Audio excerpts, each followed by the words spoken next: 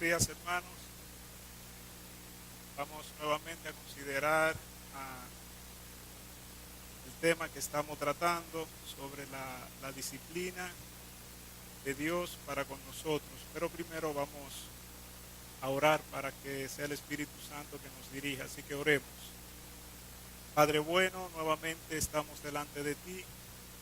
Te damos gracias por tu permitirnos alabar y adorar tu santo y grande nombre, reconociendo, Señor, que nuestra salvación descansa exclusivamente en el sacrificio de Cristo.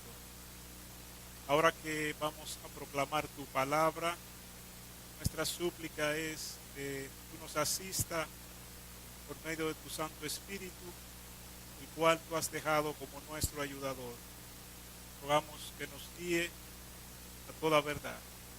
En el nombre de Cristo te lo rogamos. Amén. Si yo escucho, ¿se escucha bien ahí? O yo escucho como el micrófono está bien ahí. Me dicen allá que se escucha como medio ahí no se corta. Bien, estamos considerando un texto de Hebreo, capítulo 12, desde el verso 5 hasta el 11. Estamos considerando la disciplina de Dios para con su pueblo. El tema lo hemos tomado de un teólogo canadiense llamado Donald Carson, el cual reside en los Estados Unidos, específicamente en Chicago. Vamos a hacer un pequeño resumen de lo que vimos la semana pasada. Decíamos que los creyentes vivimos en un mundo caído. Y dado que es un mundo caído y hay pecado en el mundo, nosotros, aunque seamos el pueblo de Dios, vamos a participar de su sufrimiento. Los creyentes mueren, se enferman, tienen quiebra, o sea, tenemos diferentes dificultades igual que los incrédulos, dado que estamos en un mundo caído, en un mundo que está bajo maldición a causa de nuestro pecado. Decíamos también que este sufrimiento que pudiéramos tener los creyentes aquí, todo dolor, toda angustia, terminará al final. Dios se ha comprometido con destruir el pecado y lo ha hecho en la persona de Cristo. De modo que en la nueva tierra y en el nuevo cielo es donde nosotros vamos a disfrutar de la gloria plena de Dios y donde ya no va a haber más sufrimiento. Pero decíamos que este texto de Hebreos tiene una manera particular de ver el sufrimiento en nosotros los creyentes o en medio del pueblo de Dios. Y decíamos que la manera que Dios tiene para santificarnos más o para hacernos que nosotros nos parezcamos más a Cristo, yo uso un medio que se llama la disciplina. Decíamos que la disciplina no es más que un entrenamiento, es una manera como de educar. Y el autor a los Hebreos presenta el ejemplo, toma una cita de Proverbios respecto a la disciplina de los padres hacia los hijos. Y él hace una comparación para decirnos que de igual modo nosotros, los creyentes como hijos de Dios, necesitamos que nos disciplinen. ¿Por qué causa? Bueno, simple, somos pecadores. Y Dios busca fortalecer nuestra fe de tal modo que nosotros podamos aguantar, que nuestra fe pueda perseverar contra todos los embates del enemigo, del diablo, del mundo, pero sobre todo de nosotros mismos. Decíamos que posiblemente los mayores sufrimientos vienen no de fuera, sino de dentro de nosotros mismos a causa del pecado. O sea, que posiblemente los creyentes, decíamos la semana pasada, estén expuestos a sufrir más que los incrédulos debido a que tenemos dos naturalezas.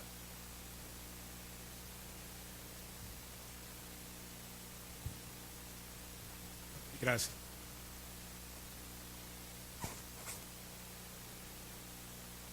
O sea, tenemos la naturaleza que nacemos, o la naturaleza caída, la que heredamos de Adán, la cual se manifiesta o manifiesta nuestro pecado. Pero que cuando Dios regenera a un hombre, entonces le implanta su naturaleza, una nueva naturaleza, o lo que se conoce en las escrituras como el nuevo nacimiento. Entonces hay una lucha entre ambas naturalezas, como nos habla el libro de Gálatas. Entonces, en medio de esa lucha, no importa si el creyente es rico, si goza de una buena economía, de un buen matrimonio, ponga usted que le vaya bien en todo lo que es material. Nosotros en nuestra mente creemos que ese hermano o esa hermana no padece, porque no tiene ningún padecimiento físico.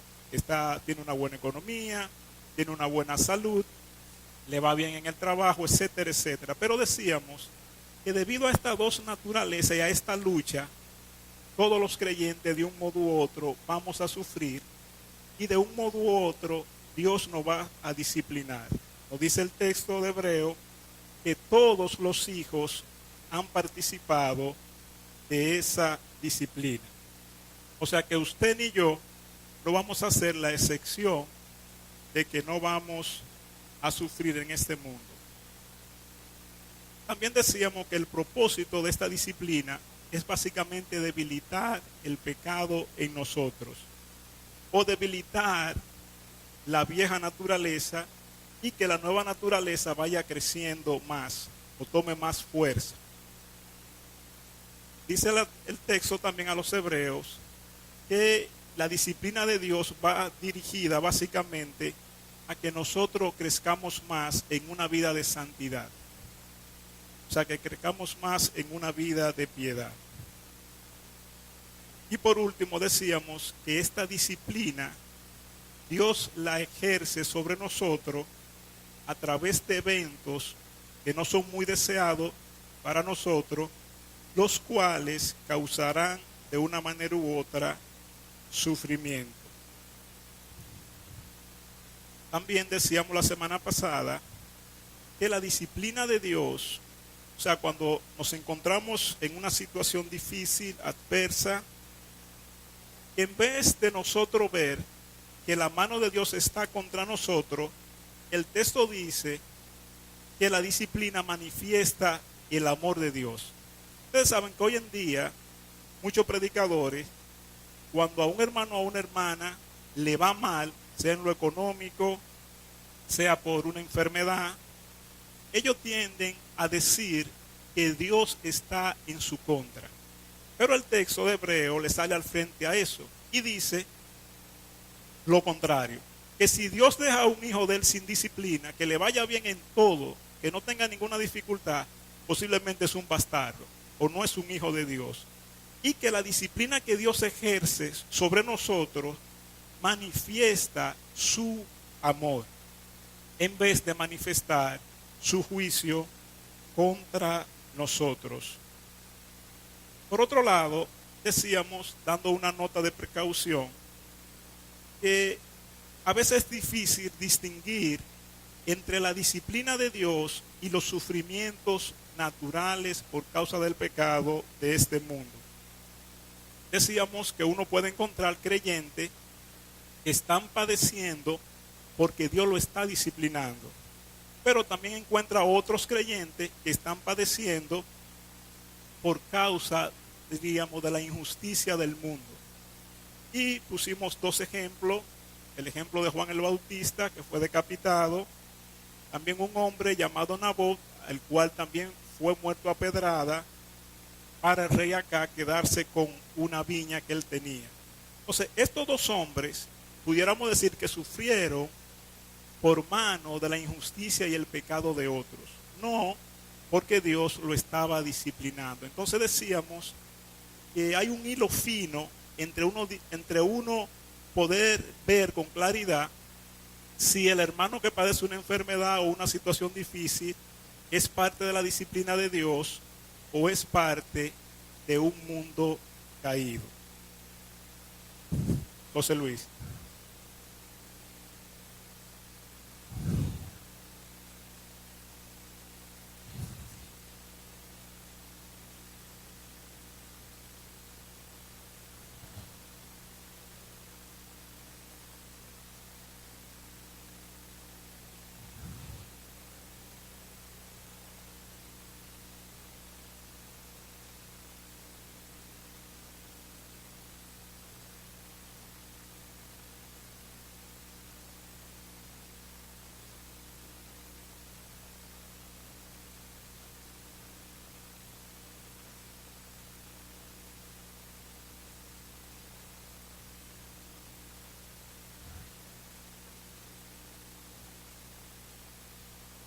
caído.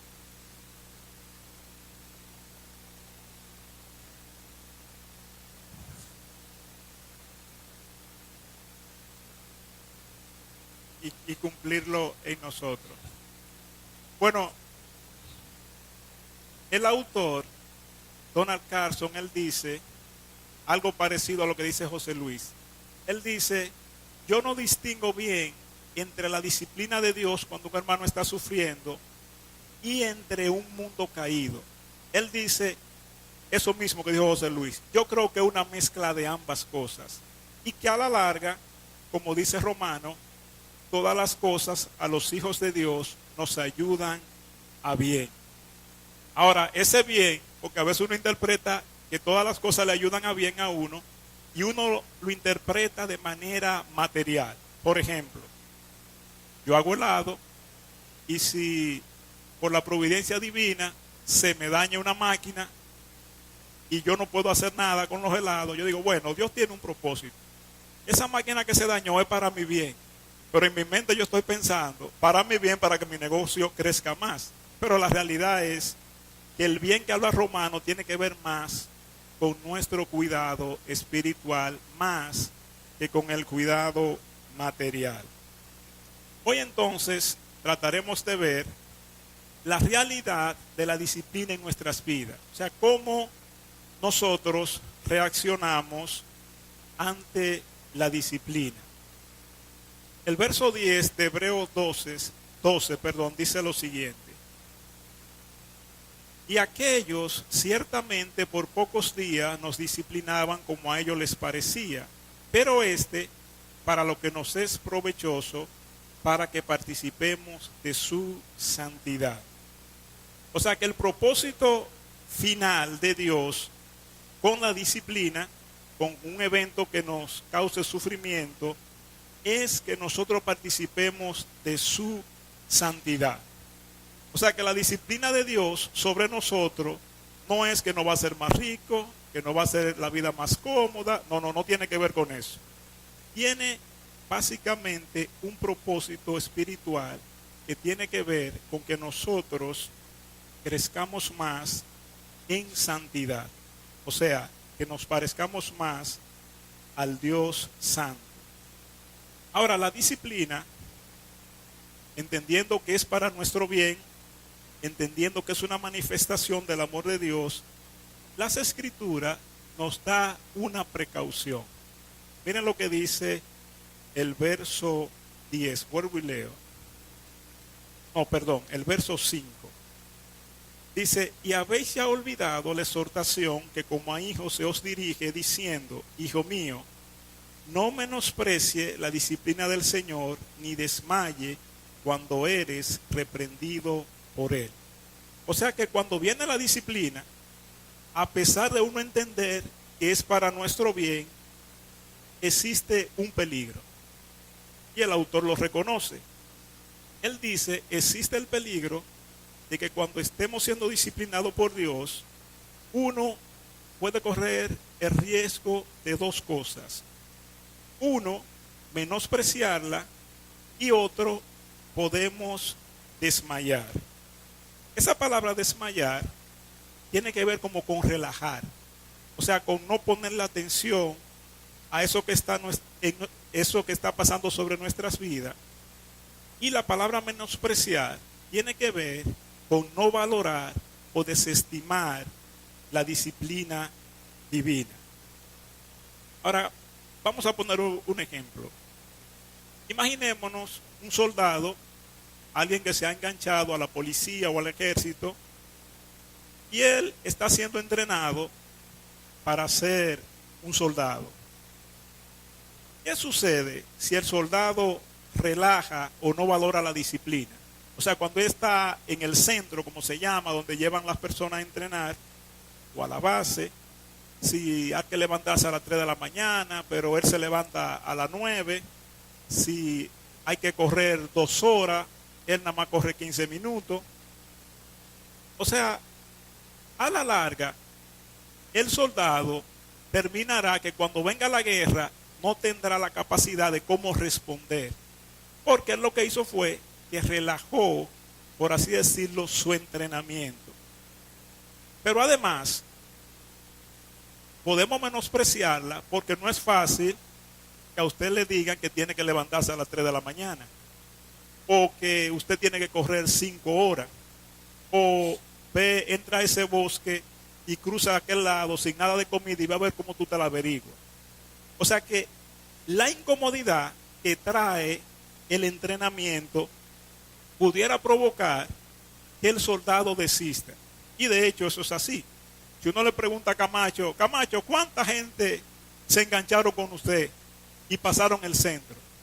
A mí me dicen, bueno, a veces se alistan 800 y terminan 50.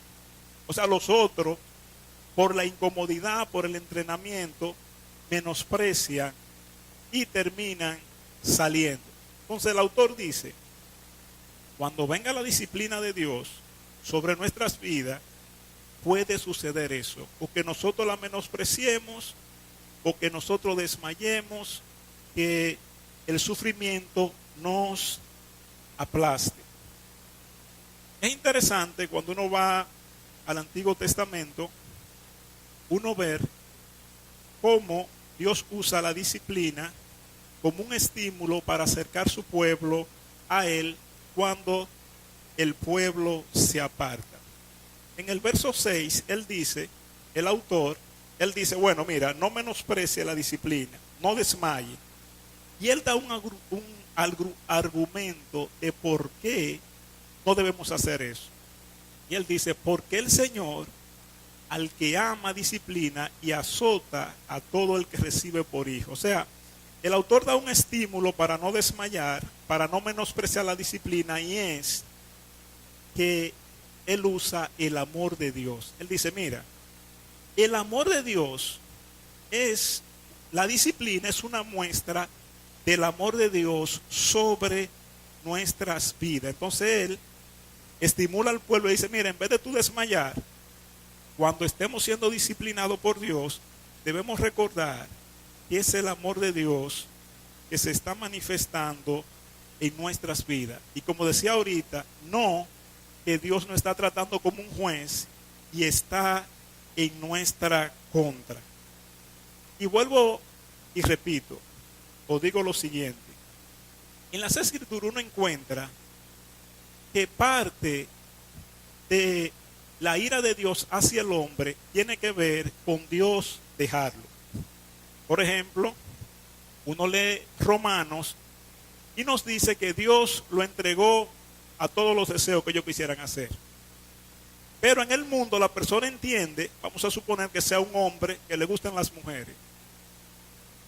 El hombre piensa que mientras más mujeres él tiene, él está como acabando. Pero resulta que la Biblia lo presenta como un juicio de Dios, que Dios lo deja. Pero a su pueblo Dios no lo deja. A través de la disciplina él lo atrae nuevamente a él. Por eso es que el texto dice que al que Dios no disciplina es un bastardo. O sea, en otro sentido, no es un hijo suyo.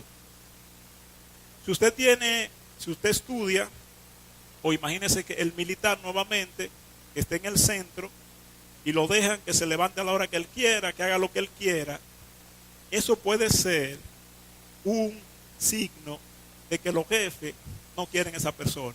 No, déjalo. Déjalo para que se lo lleven de una vez en el primer combate. De modo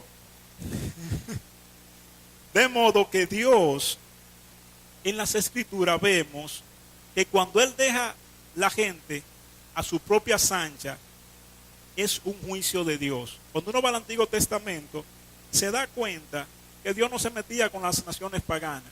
No, Dios lo dejaba. Y hasta que no llegara a un nivel de pecado extremo, entonces Dios venía y pasaba su juicio. Podemos pensar en Sodoma y Gomorra. Nos dice que aquellas dos ciudades que fueron destruidas por Dios, nos dice que tuvieron abundancia de pan, lo cual indica que tenían buena economía, andaban a sus anchas, ociosidad, mucho tiempo libre.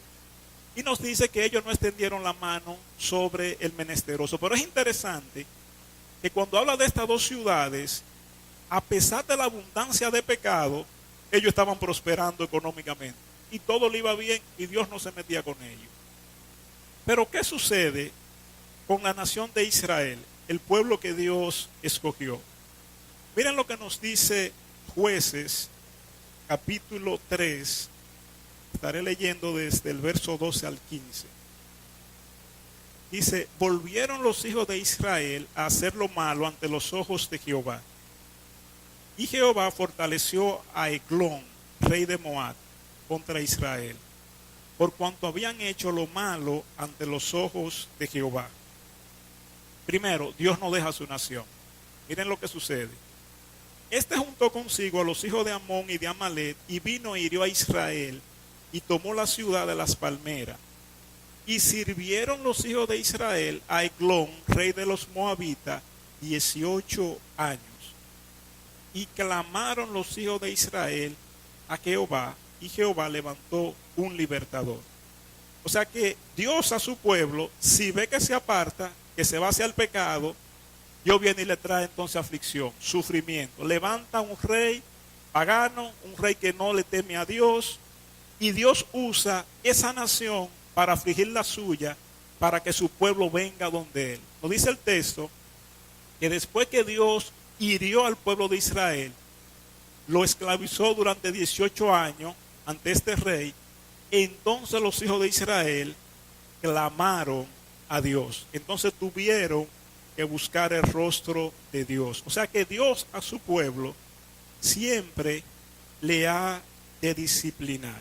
Dios no dejará que nosotros nos apartemos, y si nos apartamos de Dios, por un medio u otro, Dios nuevamente nos va a traer a su redil. Ahora preguntamos, ¿cómo uno sabe si uno, cuando es disciplinado por Dios, está aceptando dicha disciplina? Bueno, dos cosas pueden suceder.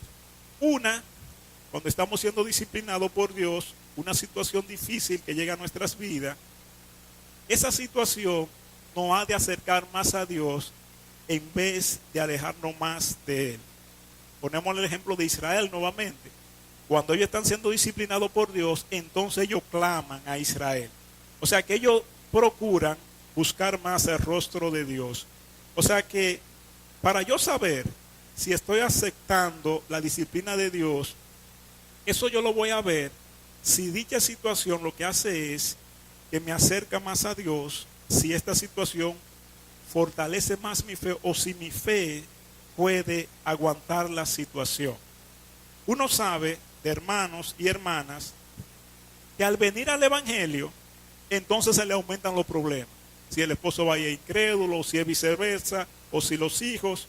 O sea que ellos vienen al evangelio y en vez de la vida facilitarse, lo que hace es que se le complique. Entonces uno dice, ¿pero por qué?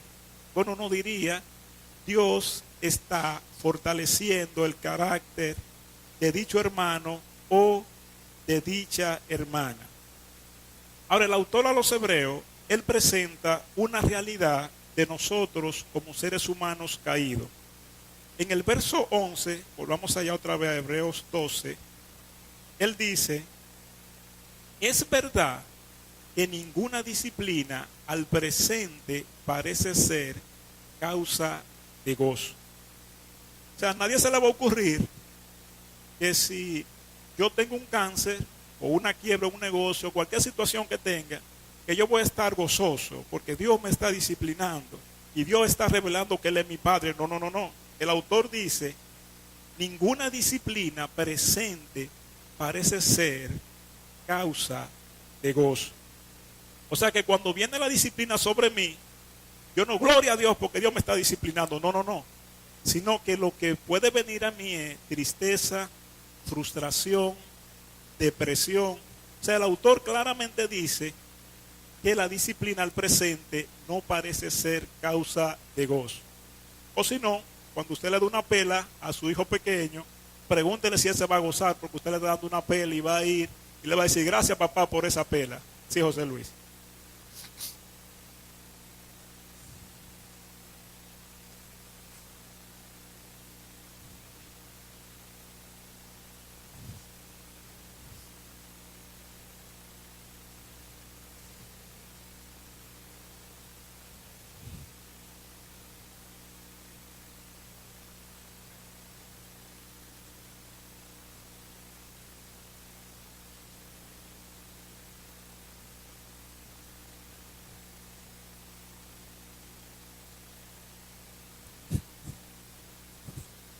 Exactamente. O sea, nadie, por así decirlo, en su sano juicio, como dice José Luis, le gusta sufrir. Uno quiere vivir a sus anchas, no tener problemas de ningún tipo. Yo digo que hay dos bendiciones, tres bendiciones que la gente pide en este mundo, hablando materialmente. Una, prosperidad económica. Dos, salud. Y por última, una bendición que Dios nada más se la concedió a dos hombres, a Elías y a Enoc, que no pasan por el trauma de la muerte. O sea, si vivimos así, feliz de la vida. Esas son, eso sería extraordinario. O sea, nosotros queremos que Dios nos trate así, pero esa no es la realidad. Vamos a usar dos ejemplos para ver la disciplina de Dios. Y en estos dos casos sí es específica la disciplina, porque la Biblia no describe a que estas personas están pasando por la disciplina de Dios. El primero es el gran apóstol Pablo. Pablo, el misionero que más ha trabajado, este hombre que fue convertido mediante una visión milagrosa, por así decirlo, Cristo se le aparece y le habla. El gran apóstol que dijo, yo he trabajado más que todos los apóstoles, me reconoce, no yo, sino la gracia en mí. Pero es evidente que este hombre, un hombre intelectual, un hombre, por así decirlo, que ha sido el único hombre, creo, que ha dicho, sed imitadores de mí como yo de Cristo. O sea que uno dirá, bueno, pero este hombre era tremendo. Si tú quieres imitar a Cristo, imítame a mí. Pero sabemos que Pablo es un hombre pecador. O sea, es un hombre que tiene su problema de pecado. En 2 Corintios, vamos a ver algunas cosas sobre este hombre, el apóstol Pablo, y sobre una disciplina que Dios tuvo que aplicarle al gran apóstol. La iglesia que más problemas le causó a Pablo fue la iglesia de los Corintios, una iglesia que él mismo fundó, pero donde habían penetrado unos falsos hermanos, a los cuales él llama falsos apóstoles, porque ellos se hacían llamar apóstoles, y pusieron, por así decirlo, la iglesia de Corintio en contra del apóstol Pablo. Entonces, en aquel tiempo, pudiéramos decir, era un sinónimo de usted ser un gran maestro, un gran expositor, si se le pagaba bien. Pero Pablo, cuando va a la iglesia de Corintio, no recibe ningún dinero. Y la iglesia de Corintio entonces lo que hace es que se pone en contra del apóstol. Y Pablo empieza a tener ciertas discusiones con ellos. Miren lo que nos dice el verso 11 de 2 Corintios 12. Dice lo siguiente. Sí, 2 Corintios capítulo 12, verso 11. Dice, me he hecho un necio al gloriarme. Vosotros me obligasteis a ello. Pues yo debía ser alabado por vosotros, porque en nada he sido menos que aquellos grandes apóstoles, aunque nada soy. Debemos dar una nota. Estos apóstoles que Pablo menciona aquí no son Pedro, Juan, no son eso, sino uno que se habían infiltrado en la iglesia y que se hacían llamar grandes apóstoles. Entonces Pablo usa como una especie como de ironía, esos grandes apóstoles, pero lo que le está diciendo, estos son falsos apóstoles. Luego él dice, por ejemplo, en el verso 13 del capítulo 11, dice, porque estos son falsos apóstoles, obreros fraudulentos que se disfrazan como apóstoles de Cristo. O sea que estos apóstoles que él menciona aquí no son los otros apóstoles, Pedro, Juan, Jacobo, no, sino un grupo que se había infiltrado en la iglesia de los Corintios. Pablo entonces dice, me he hecho un necio al gloriarme. O sea, Pablo reconoce un pecado en su vida y él dice, ustedes, a los corintios, me han llevado a esa situación. Entonces, cuando Pablo empieza a gloriarse, ¿qué hace Pablo? Empieza a enumerar todas las cosas o algunas cosas extraordinarias que habían ocurrido en su vida. Por ejemplo, los corintios se daban, por así decirlo, la fama de que ellos hablaban muchas lenguas, de que hacían muchos milagros. Y Pablo le dice, yo hablo más que todos ustedes en lengua. Y hago milagros más que todos ustedes. Entonces le trae algo extraordinario. Pablo dice, en medio de su gloriarse, habla de una visión que él tuvo. Él dice, yo conozco un hombre, no sé si en la carne, no sé si en el espíritu, ahora fue traspasado al tercer cielo. La NASA gasta millones y millones de dólares buscando en el espacio, que para acá, que sea vida. No, Pablo fue transportado a un lugar extraordinario, a un lugar donde mora la presencia de Dios. Y Pablo le narra esa visión. Dice Pablo, yo fui trasladado a ese lugar. Y él dice, donde escuché o donde vi cosas que no me es dada a conocer a los humanos. O sea, él dice, las cosas que yo allí experimenté, como que no tengo cómo comparárselas a las cosas que ustedes ven aquí.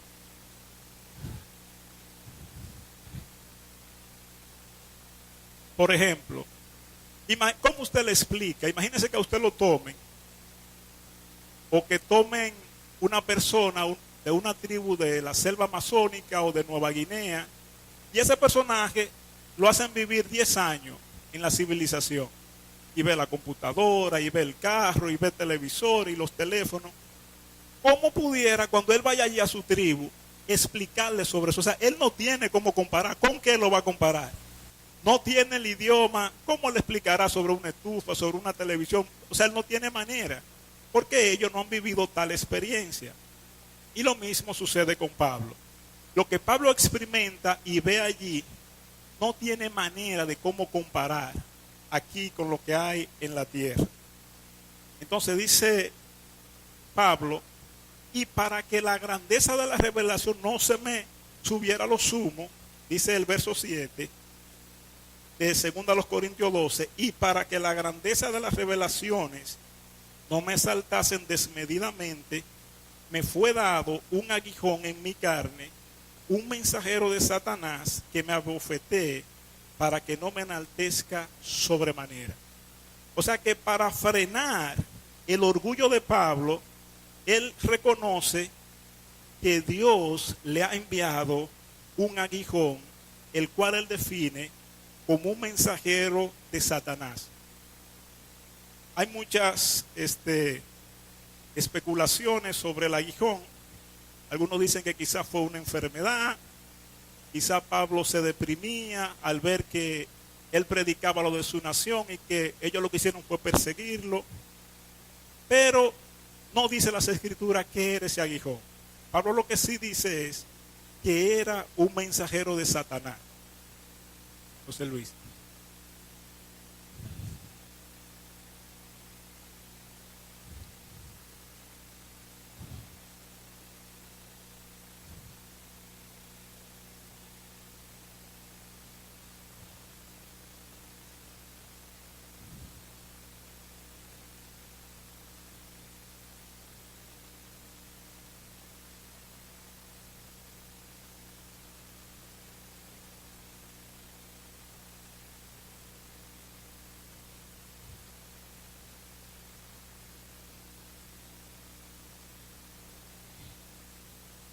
Sí, cristiano.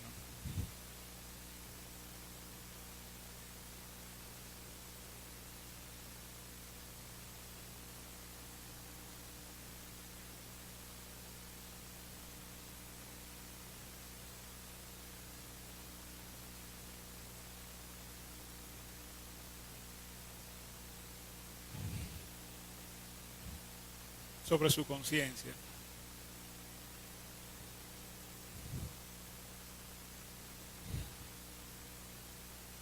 Pero imaginándonos un poquito más eso que tú dices, eso que presenta la película, Apocalipsis nos presenta que el diablo es el acusador de los creyentes. Lógicamente sabemos, por lo que dice el texto, que fue un demonio que vino sobre Pablo. Porque si es un mensajero del diablo, ¿quién será? O sea, no puede ser un ángel. Y si es un ángel, debe ser un ángel caído. Entonces, si es partiendo de esa especulación, uno pudiera decir que este mensajero del diablo empezó a atormentar al apóstol, trayéndole a la conciencia, como dice José Luis, especulando, no que las escrituras lo afirman, todo el mal que él había causado cuando él perseguía a la iglesia.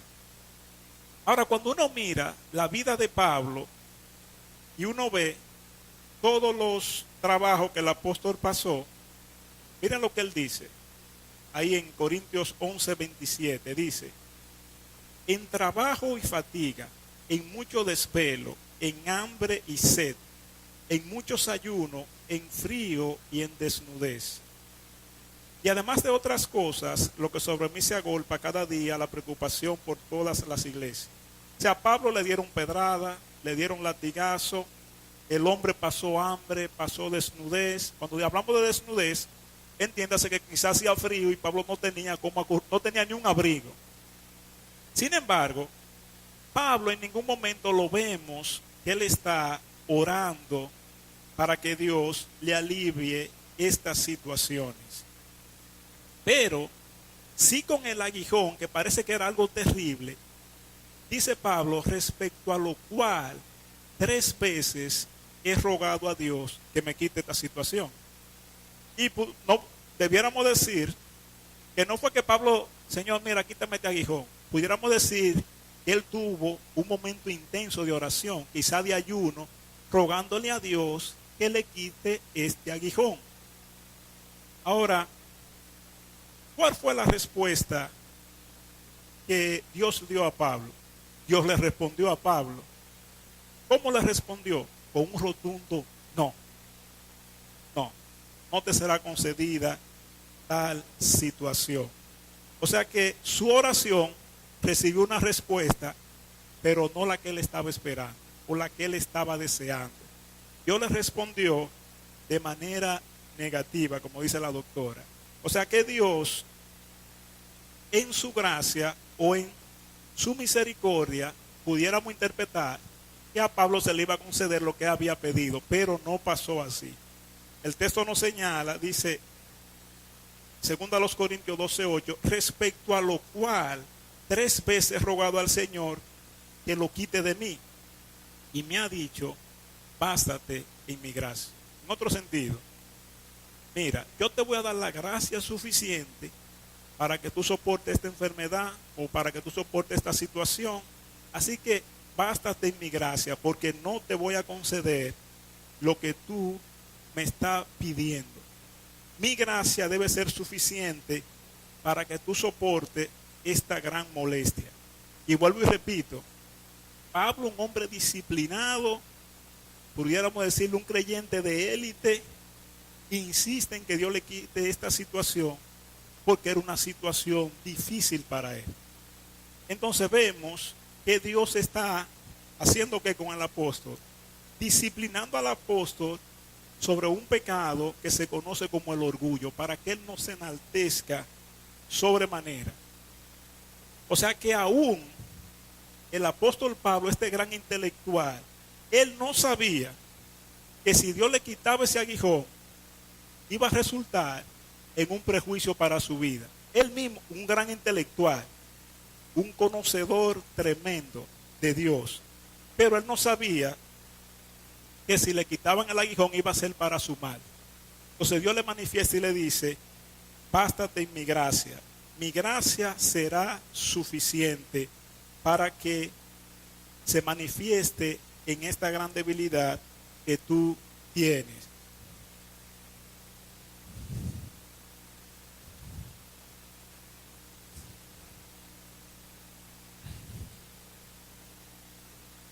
El aguijón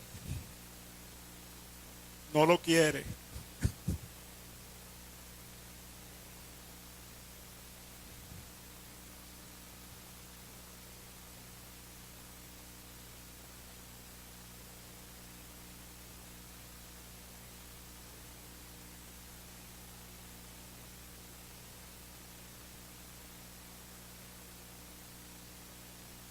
Hay que aguantar. Si el apóstol Pablo quería que lo libraran de eso, imagínense nosotros, creyentes más débiles que él. ¿Cómo no queremos que Dios nos saque de cierta situación adversa que vienen a nuestras vidas? Ahora, él dice algo, como dice José Luis, él entiende lo siguiente. Dios le da una respuesta, le dice que no, pero le dice lo siguiente.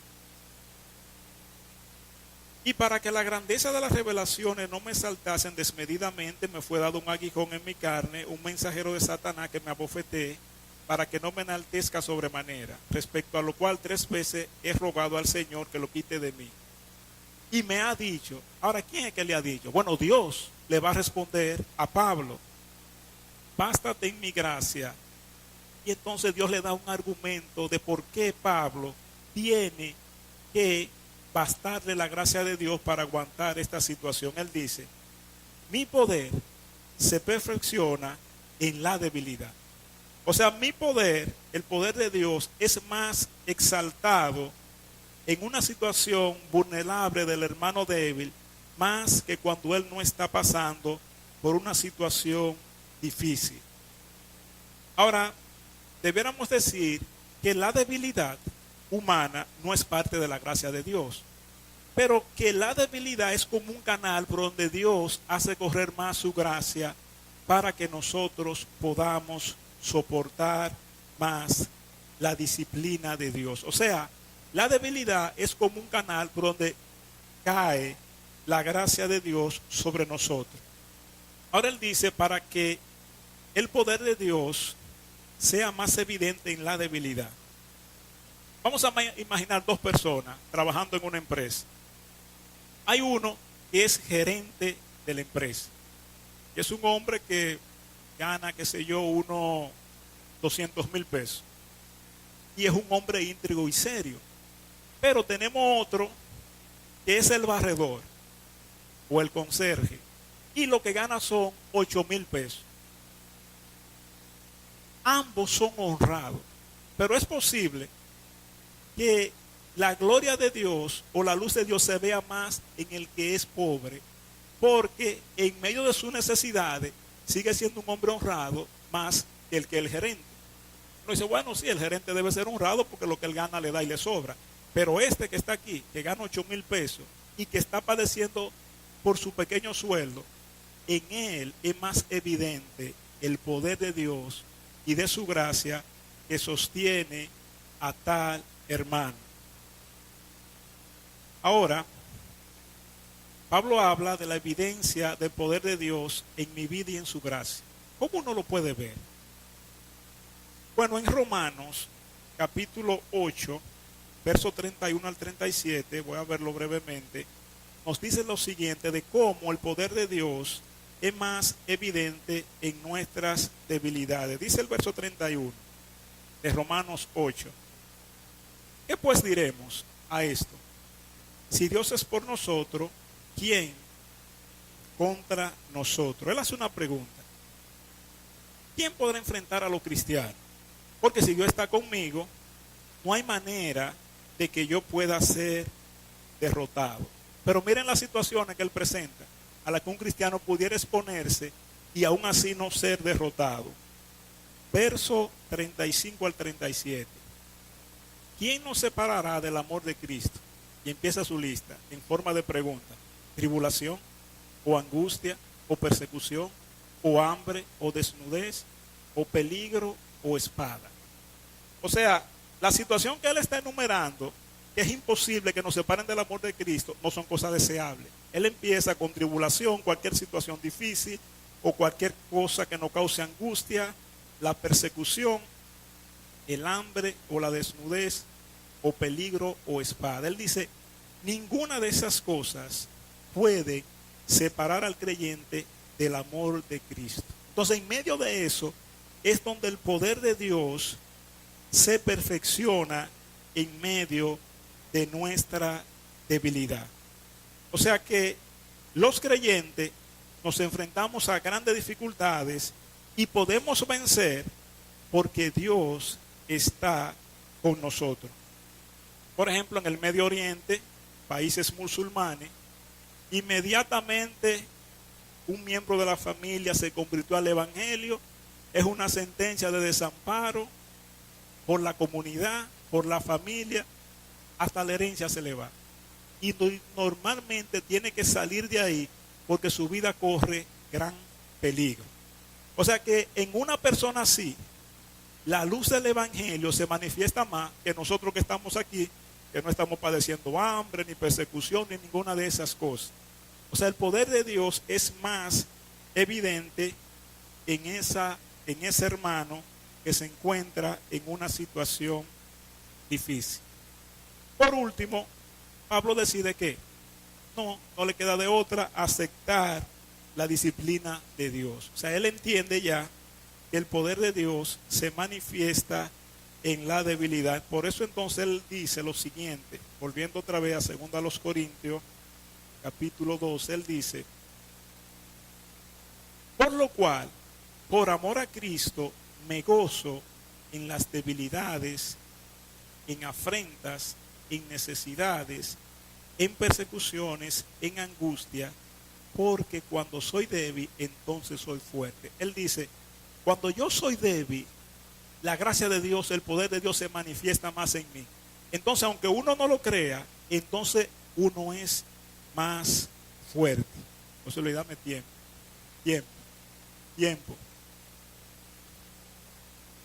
No. Se van a dormir. Ok. De modo que el apóstol Pablo tuvo que soportar la disciplina de Dios, y al final él entendió que la disciplina era para su propio bien, pero no para el bien económico o para el bien de vivir más cómodo, sino para su bien espiritual o para su alma. O sea que eso es evidente que vemos a Dios disciplinando al apóstol Pablo por un pecado que quizá él no tenía, por un pecado que él no se había dado cuenta y que se manifestó en la iglesia de los Corintios cuando él se confrontó con ellos. Le salió, por así decirlo, el orgullo. O sea, hay pecados que no se manifiestan en uno hasta que no nos vemos envueltos en ciertas situaciones. El segundo ejemplo, y voy a resumir, es David. David, en el Antiguo Testamento, es el modelo de Dios para los reyes.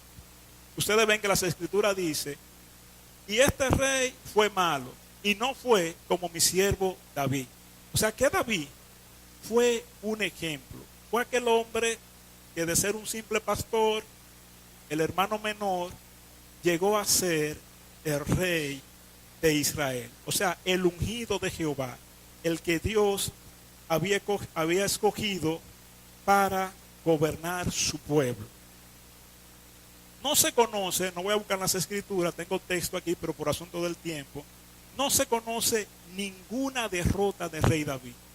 Ningún ejército pudo ganarle una batalla a rey David. Nos dice las escrituras que por donde quiera que David salía, triunfaba.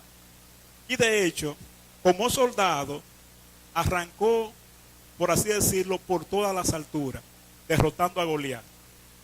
O sea que David no experimentó ningún tipo de derrota. Todo va bien con David, todo es éxito. El hombre ha sido un gobernador ejemplar, un rey ejemplar. Nos dice que gobernaba a Israel con justicia. Llegó un momento tal que David dijo al ejército que vaya a pelear, yo me quedo aquí en el palacio. O sea, a Joab, voy a coger una vacacioncita. Entonces nos narra la Biblia que David en un momento subió al palacio o al tejado, subió, y entonces ustedes saben que los palacios de los reyes siempre lo hacen en una colina para uno estar viendo la ciudad. Si el enemigo va a atacar, usted puede ver. Pero en ese tiempo, como en muchos campos, parece que los baños no tenían techo. Y David, viendo por ahí, alcanzó a ver una mujer. Y parece ser que era, por así decirlo, una Miss Universo, sin arreglarse, sin hacerse arreglo, de manera natural. Cuando David vio a esta mujer, mandó a preguntar, ¿y quién es esa mujer? Ah, mira, esa es fulana, esposa de uno de tus soldados. de Urías Eteo, Betsabé, que de hecho fue la madre de Salomón. Pero a David no le bastó con eso, sino que su codicia se levantó. O sea, parece que David tenía una debilidad fuerte con la codicia hacia el sexo femenino, hacia las mujeres. Y entonces la mandó a buscar y se acostó con ella. La mujer quedó embarazada, pero su esposo estaba en la guerra. Entonces imagínese usted que usted está en una guerra, está con su esposa no está embarazada, y usted se va a una guerra a durar 4 o 5 meses y cuando viene la haya embarazada, dice, bueno, aquí hay un problema. David trata de manipular el asunto y lo trae a él, trata de ver si él se acuesta con ella para que el embarazo parezca que es de el soldado y no de David. Pero el caso es que al final no funciona el plan de David y David determina matar a este hombre. Ese pecado que David cometió, lo dice las escrituras, que David va a recibir disciplina de Dios porque ha hecho que sus enemigos blasfemen su nombre. O sea, David hizo algo que ni los otros reyes impíos hubiesen hecho, o no se narra que ellos, alguna historia parecida a la de David. O sea que David, a pesar de ser un hombre exitoso, donde quiera que se movía, su propio corazón lo derrotó, o su propio pecado lo hizo caer. Ahora voy a leer así un texto breve en 2 de Samuel.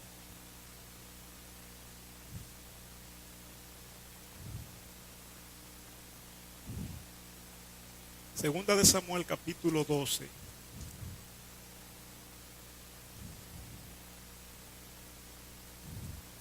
Déjame ver si es el texto que busco para andar un poquito más rápido. Sí, miren lo que dice el verso 9. Eso es Natán hablándole a David.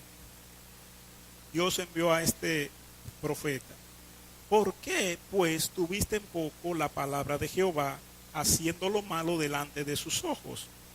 A Urías Eteo heriste a espada y tomaste por mujer a su mujer, y a él lo mataste con la espada de los hijos de Amón.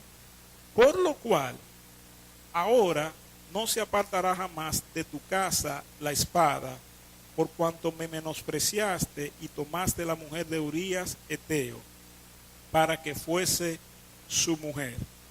Miren lo que dice el verso 3. Aconteció después de esto, ¿de qué? De ese evento que había sucedido en la vida de David, que teniendo a Absalón, una hermana, inmediatamente pasa eso.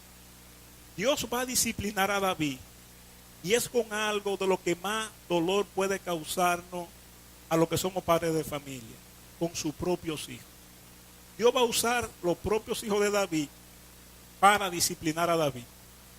Y empezamos a ver que un hijo de David, llamado Absalón, tenía una hermana llamada Tamar muy bonita, y otro hijo de él, Amnón, se enamoró de la hermana. Ustedes saben que David tenía muchas mujeres, entonces podían ser hermanos de madre o de padre, hermano de madre. El hombre que hace, Amnón, viola a la hermana. Y David no pasa ningún juicio sobre su hijo Amnón. Como consecuencia de eso, viene Absalón y mata a Amnón. Ahora imaginemos por un momento que usted se entere de que un hijo suyo violó una hija suya. Imagínese la angustia y el dolor que empieza a experimentar David. Pero esta es la disciplina de Dios sobre él. Pero más luego se entera de que Absalón mata entonces a otro hijo de él. Empieza la angustia de David a ir en aumento. Pero más luego de ese evento, viene Absalón y le da un golpe de estado a David. Y no solamente le da un golpe de estado, sino que lo humilla de tal manera que se acuesta con las mujeres que eran de David. Vaya acumulando usted toda esa angustia pública para el rey David. En medio de todo ese sufrimiento, Dios está usando su disciplina para corregir al rey David. Ahora, ¿Cómo aceptó David la disciplina? Bueno, quizá uno diga, bueno, David dirá, bueno, yo cometí un gran pecado, todas estas situaciones que han venido a mi vida, yo me las merezco, no importa, yo voy a sufrir. No, David no lo aceptó así. Se manifiesta nuevamente lo que dijo José Luis, nadie quiere sufrir. Cuando usted lee los salmos y muchos de David, ve a David expresando, ten misericordia de mí, sáname porque estoy enfermo. Pero son situaciones en las que Dios está disciplinando. Pero David está orando a Dios de que le rescate de la situación difícil que él está pasando. De noche riego mi cama con lágrimas. O sea que el sufrimiento interior que tenía el salmista David a causa de las situaciones que había pasado su familia era devastador. Era, por así decirlo, como para un hombre quitarse la vida. O sea que la vida de David fue una vida de vergüenza pública como rey. Fue un desastre. Mira, el presidente fulano, la hija hizo esto, el hijo hizo aquello. O sea que fue una situación muy vergonzosa. Ahora, vemos que Pablo dice, yo me gloriaré entonces en la debilidad. Miren lo que pasó con David. Nos dice, para ver cómo Dios disciplinó la codicia de este hombre.